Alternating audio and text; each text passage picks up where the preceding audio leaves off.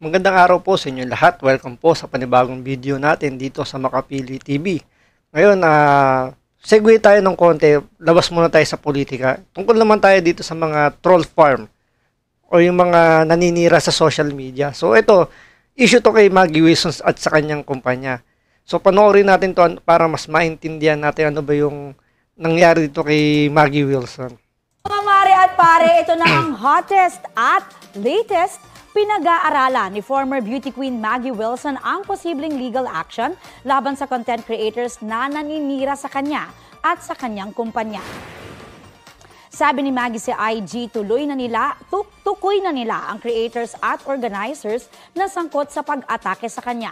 Marami na rin siyang natanggap na messages tungkol dito na ipinapasa ang sisi sa iba. Hinikayat niya na ang ibang creators na lumantad at magpadala ng screenshots.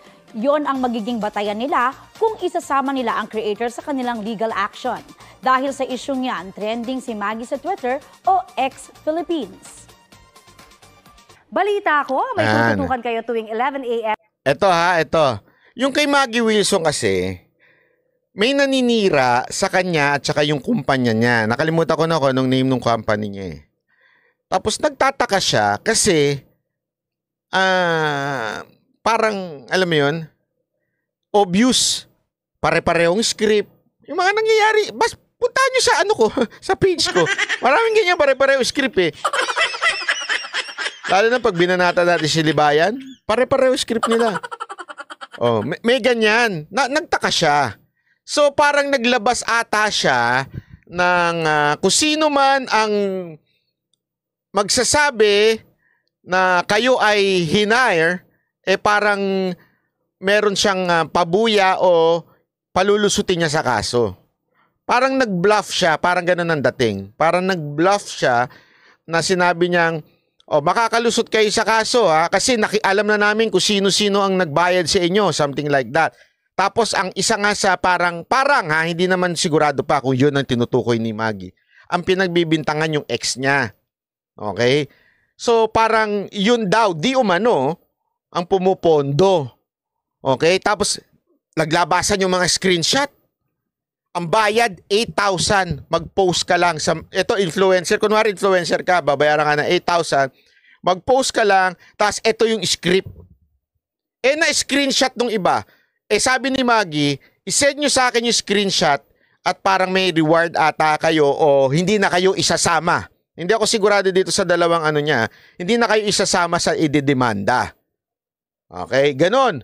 At alam nyo, ang daming nagpadala sa kanya. Tapos nung iniisip ko to, sabi ko, ganon na pala katindi ang troll farm. Dati kasi sa politika lang ginagamit eh. This time, talagang to destroy humans. Alam mo yun? So ang ibig sabihin dito ni Banat Bay, ang troll farm wala nang pinipili. Basta gusto sirain yung tao, at meron kang kakayanang magbayad, kaya mong sirain sa social media. Kasi dati, di ba, yung nakaraan, puro politiko lang ang inaatake ng troll farm. Yung sinasabi nga niya na pare-pares lang naman ng script para batikusin lang. This time, ang sinisira na artista, artista to si Maggie Wilson at beauty queen. So parang hindi na pinipili ng troll farm kung sino yung target nila. So, dinidestroy na nila, hindi lang politiko. Basta kalaban mo sa kung galit sa'yo o naiinggit sa'yo, pwede lang wasakin through troll farm sa social media. Private citizen na wala namang kinaugnayan sa politika just to destroy yung kanyang negosyo. Merong mga maaari ka ng bayaran na vlogger, sabi ko. Hindi, isipin yun. Kaya ako nagulat na wow, ganito na pala ang social media ngayon. Hindi ko kasi talaga, alam nyo kasi hindi kasi ako kumakagad sa mga ganyan Minsan tinatarantado ko pa nga Pag ang dami nag-i-email sa akin kasi nakalabas yung email ko ang dami nag-i-email sa akin. Ano yun, basta. Sasabihin nila na mag-post lang daw ako, babayaran ako ng ganito. Alam mo, minsan, pinagtitripan ko, sinasagot ko, kinaka-copy-paste ko yung sagot. Okay, pay me now. before I post. Ginaganon ko kasi alam kong para tigilan ako, para tantanan ako. May mga ganun eh, 'di ba? Na alam mong scammer. Akala ko noong una puro scam lang 'yan kasi English speaking at saka makikita mo yung email address pare-pareho minsan, nagpapalit lang ng yung username. Pero yung pare-pareho kaya nakikita ko, sabi ko siguro mga scammer lang to sa mga gawa ng mga mga nanditong Nigeria. Joke lang. Di ba? Baka ganun. Iniisip ko ganun eh. Tapos nung napanood ko tong kay Maggie, ala, totoo pala. Sabihin, totoo palang merong ganyang recruitment na nagaganap sa social media. Akala ko bogus.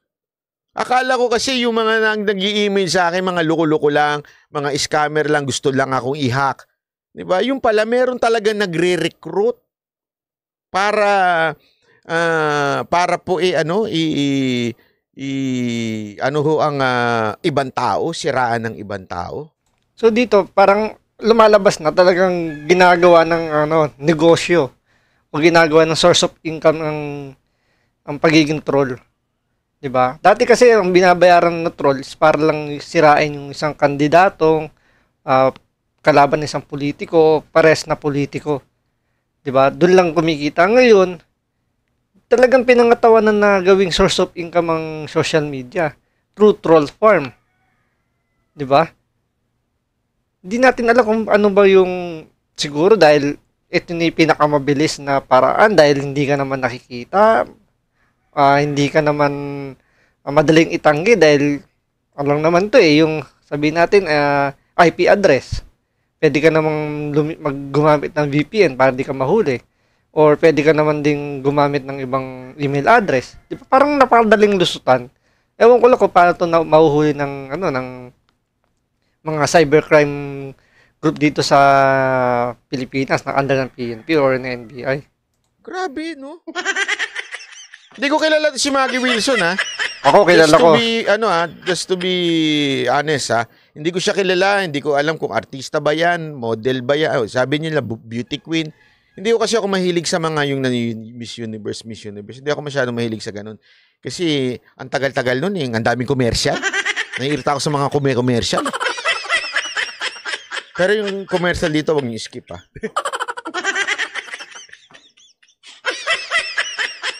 Diba? Ngayon pala, meron na talaga mga troll. Kaya nga, alam mo, natatawa ako nung pag tinitingnan ko yung mga yung mga kumakampi kay Libayan sa Facebook page ko. Puro puro naka-private, puro walang followers, walang friends. Puro ganun. Iniisip ko nga, ito kaya si Libayan, may troll farm? Well, possible naman yun eh.